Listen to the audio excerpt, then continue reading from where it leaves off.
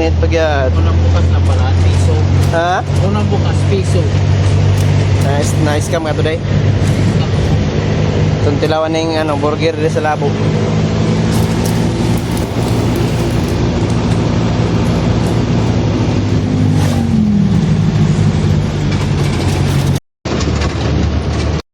Sa inyo, halika rito.